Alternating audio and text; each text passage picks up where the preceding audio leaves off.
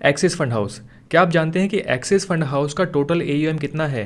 Axis fund house का total AUM है 2,56,302 करोड़ का, जो कि 51 स्कीम्स में डिवाइडेड है। अभी हाल ही में आपको एक न्यूज़ देखने और सुनने को मिल रही होगी कि एक्सिस ने अपने दो बहुत ही सीनियर फंड मैनेजर्स को फ्रंट रनिंग एलिगेशन के केस में सस्पेंड कर दिया है और एक्सिस के साथ साथ सेबी ने भी इस पे अपनी इंक्वायरी स्टार्ट कर दी है। एक्सिस एक्चुअली में पिछले 2 महीनों से इस इन्वेस्टिगेशन को काफी सीरियसली करवा रहा था और इवन एक्सिस ने रेप्यूटेड एक्सटर्नल एडवाइजर्स को भी इस इन्वेस्टिगेशन में इंक्लूड किया था। और फाइनली जैसे मैंने आपको बताया कि इन दोनों ही फंड मैनेजर्स को अभी के लिए सस्पेंड कर दिया गया है, क्योंकि एक्सिस का कहना है कि एज अ फंड हाउस वो कंप्लायंसेस को काफी सीरियसली लेते हैं और कंप्लायंसेस को लेके axis zero tolerance policy follow करता है, जो कि होना भी चाहिए, क्योंकि जैसे मैंने आपको बताया कि एक्सिस फंड हाउस को छोटा मोटा फंड हाउस नहीं है और एक्सिस के सभी कैटेगरी के म्यूचुअल फंड्स को टॉप परफॉर्मिंग म्यूचुअल फंड्स में माना जाता है और कंसिस्टेंटली एक्सिस ने बहुत से बड़े फंड हाउसेस के म्यूचुअल फंड्स को लगातार पिछले 5 साल में बीट किया है। तो ऐसे में इतने बड़े फंड हाउसेस से इस तरह की न्यूज आ जाना ये इन्वेस्टर्स को काफी ज्यादा परेशान कर सकता है और इन्वेस्टर्स काफी ज्यादा पैनिक भी कर सकते हैं। और वैसे ये फ्रंट रनिंग क्या होता है, आगे बढ़ने से पहले बहुत ही आसान भाषा में इस फ्रंट रनिंग को भी समझ लेते हैं। तो फ्रंट रनिंग को समझने से पहले आपको सबसे पहले ये भी समझना होगा कि किसी भी कंपनी के जो स्टॉक प्राइस इंक्रीज करते हैं ये इंक्रीज क्यों करते हैं। देखिए बहुत ही नॉर्मल सी बात है कि किसी भी चीज की डिमांड जितनी ज्यादा हाई होती है उस चीज का प्राइस उतना ही ज्यादा इंक्रीज भी कर जाता है। तो सेम ही केस किसी कंपनी के स्टॉक्स के साथ भी होता है। तो अगर किसी कंपनी के स्टॉक्स की डिमांड बहुत ज्यादा इंक्रीज कर जाती है, यानी कि अगर बहुत सारे लोग उस कंपनी के स्टॉक्स को बाय करना चाहते हैं लेकिन बहुत कम लोग उस कंपनी के स्टॉक्स को सेल करना चाहते हैं,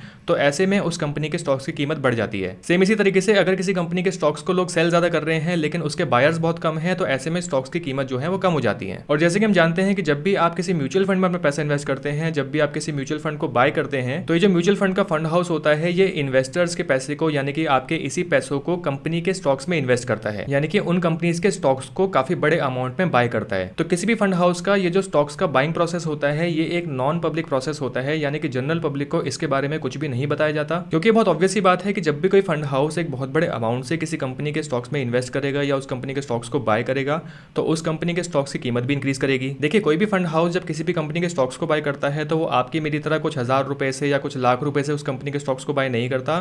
फंड हाउसेस जब स्टॉक्स बाइंग करते हैं तो वो बल्क में बहुत ज़्यादा स्टॉक्स बाय करते हैं, यानी कि कुछ 100 करोड़ रुपए से लेके कुछ 1000 करोड़ रुपए तक के स्टॉक्स भी फंड हाउसेस बाय कर सकते हैं। तो ये जो इतने ह्यूज अमाउंट के स्टॉक्स की बाइंग होती है, जैसे मैंने आपको बताया कि ये एक नॉन पब्लिक इन्फॉर्मेशन होती है, इसको जनरल पब्लिक को नहीं बताया जाता, लेकिन इसका फायदा कुछ फंड मैनेजर्स उठा लेते हैं। और इससे पहले कि एएमसी या वो फंड हाउस उन स्टॉक्स को बाय करे, उससे पहले फंड मैनेजर्स अपने खुद के पर्सनल डीमैट अकाउंट से उन स्टॉक्स को पहले ही बाय कर लेते हैं, क्योंकि ऑब्वियसली उनको पता है कि जब fund house finally in stocks को बाय करेगा तो इन स्टॉक्स की कीमत बढ़ेगी, यानी कि अगर वो पर्सनल डीमैट अकाउंट से उन्हीं स्टॉक्स को बाय कर लेते हैं तो उनको काफी अच्छा प्रॉफिट भी होगा। तो सेबी ने इस प्रैक्टिस को एक मार्केट मैनिपुलेशन या फिर इनसाइडर ट्रेडिंग बोला है, जो कि कंप्लीटली इलीगल है। और सेबी ने पहले भी बहुत से फंड हाउसेस को और फंड मैनेजर्स को फ्रंट रनिंग के केस में पेनलाइज किया है। तो ये तो होगी फ्रंट रनिंग की बात कि फ्रंट रनिंग क्या होती है। आई होप इस बात को आप क्लियरली समझ गए होंगे। अब आ जाते हैं मुद्दे पे कि जो इन्वेस्टर्स हैं जिन्होंने एक्सिस फंड हाउस में अपनी इन्वेस्टमेंट्स की हैं उनको ऐसे में क्या करना चाहिए। क्या इस केस से आपके जो एग्जिस्टिंग इन्वेस्टमेंट्स हैं एक्सिस के म्यूचुअल फंड्स के अंदर, क्या उस पर कोई फर्क पड़ने वाला है,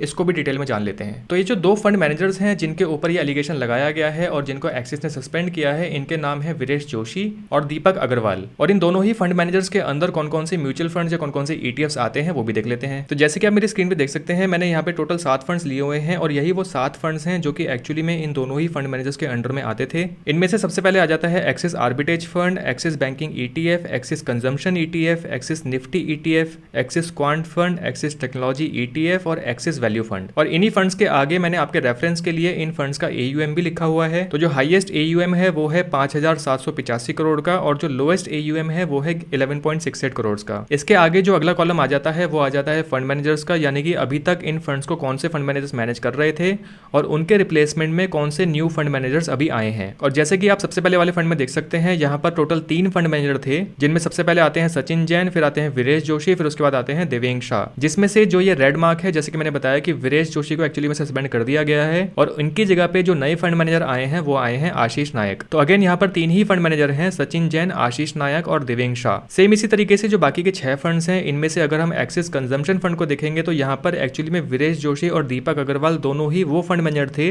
जिनको सस्पेंड कर दिया गया है। तो इनकी जगह पे इस फंड में टोटली एक न्यू फंड मैनेजर अब आ गए हैं जिनका नाम है आशीष नायक। सेम इसी तरीके से जो एक्सिस क्वांट फंड है, इनमें थे पहले दीपक अग्रवाल जो कि अब टोटली चेंज हो गए हैं, इनकी जगह पे अब आ गए हैं आशीष नायक। तो 2 फंड ऐसे हैं जिनमें फंड मैनेजर कंप्लीटली चेंज हो गए हैं, लेकिन बाकी के फंड्स जो आप देखेंगे, बाकी के 5 फंड्स, उन फंड्स में अभी भी पुराने फंड मैनेजर्स का ओवरलैप है। तो एज एन इन्वेस्टर आपको यहाँ पर पैनिक करने की जरूरत नहीं है, क्योंकि जैसे मैंने आपको पहले बताया था कि एक्सिस फंड हाउस कोई छोटा मोटा फंड हाउस नहीं है। और जैसे कि आपने यहाँ पर एक्सेल शीट में देखा भी है कि 7 में से 5 फंड्स या ईटीएफ्स ऐसे हैं जिनमें अभी भी पुराने फंड मैनेजर्स का ओवरलैप अभी भी है। सिर्फ 2 ही फंड ऐसे हैं जिनमें फंड मैनेजर को कंप्लीटली चेंज कर दिया गया है। तो एक्सिस कंजम्पशन ईटीएफ और एक्सिस क्वांट फंड, अगर आपने इनमें से किसी भी फंड में अपनी इन्वेस्टमेंट्स की हुई है, तो ऐसे में आपको इन दोनों ही फंड्स की जो परफॉर्मेंस है उसको थोड़ा सा मॉनिटर करना पड़ेगा। यानी कि आने वाले 1-2 साल तक आपको इनकी परफॉर्मेंस को मॉनिटर करना चाहिए, उसके बाद ही आपको कोई भी फैसला लेना चाहिए। और जैसे कि मैं अपनी बहुत सी वीडियोस में लगातार इस बात को कहता आया हूं कि आपको सिर्फ और सिर्फ रिटर्न्स के पीछे नहीं भागना चाहिए। किसी भी फंड के रिटर्न्स के साथ साथ आपको उस फंड का AUM यानी कि फंड साइज भी देखना चाहिए। अगर किसी फंड का AUM अच्छा होगा तो इस तरह के इश्यूज आपको ज्यादा देखने को नहीं मिलेंगे। तो दोस्तों, ये थी वो सारी डिटेल्स। अगर आपको वीडियो हेल्पफुल लगी हो तो इस वीडियो को लाइक करके मुझे बताएं और चैनल को सब्सक्राइब करना मत भूलिएगा। जल्दी मिलते हैं नेक्स्ट वीडियो में। Thank you for watching.